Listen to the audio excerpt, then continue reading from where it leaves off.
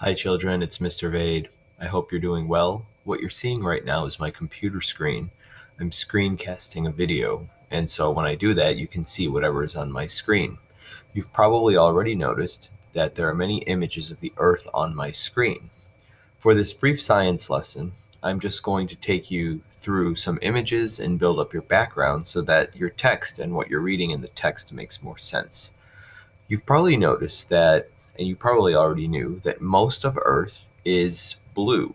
It's actually blue because it's made up mostly of water, as you can see in these images. This one in particular stands out maybe the most because of clearly the blue coloring that the Earth is given in this recreated image. But if you go to an actual satellite image over here, you can still tell that most of the Earth is actually a bluish color. You can't really see all of it because of the clouds, um, that are captured in the satellite image. You can see the brown and the greens of the land, but again, Earth is mostly blue. You're going to read about how most of our Earth is covered with water. In fact, 70% roughly of our Earth, or 7 out of every 10 parts of our Earth, I guess you could say, is covered in water. You're also going to read about glaciers. Glaciers, they are in oceans, but they're not part of that 70%. They're not part of uh, they are in the ocean, but they're not part of the ocean. They're not part of the 70% of our Earth's ocean water. They're actually considered freshwater.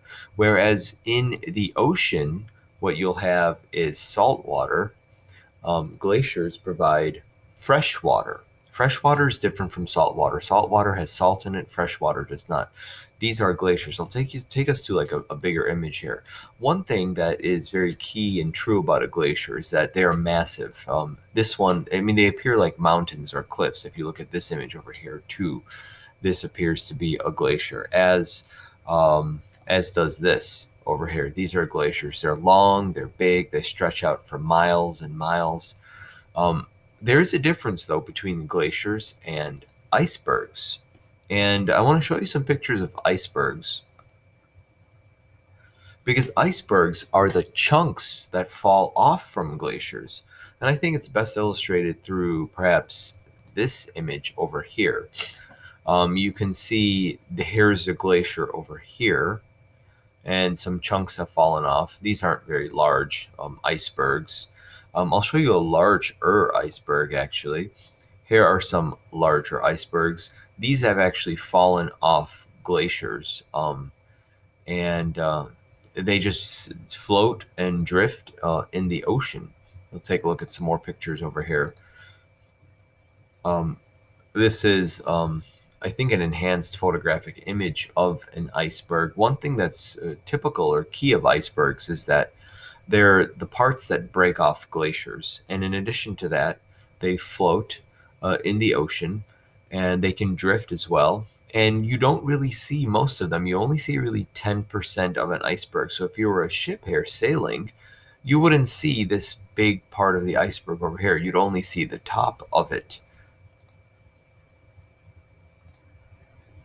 Here's another photograph of an iceberg. And we see some more over here.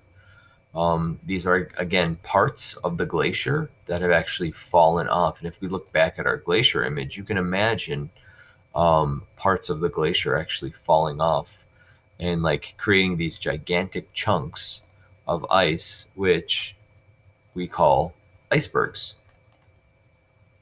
And this looks like maybe the glacier in the background and an iceberg that's fallen off or drifted from it. A couple last things I wanted to go over and show you. Some of you already know that the Titanic, unfortunately, but also famously, infamously, hit an iceberg, and that's what led to it sinking.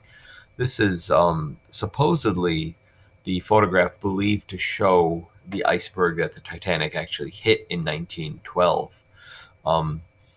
If we look at some more images here, certainly the ship did not avoid the iceberg in time, whether it was traveling too quickly, was not able to see the iceberg, was not able to judge the distance between the iceberg and the ship, or just missed it completely still is under question.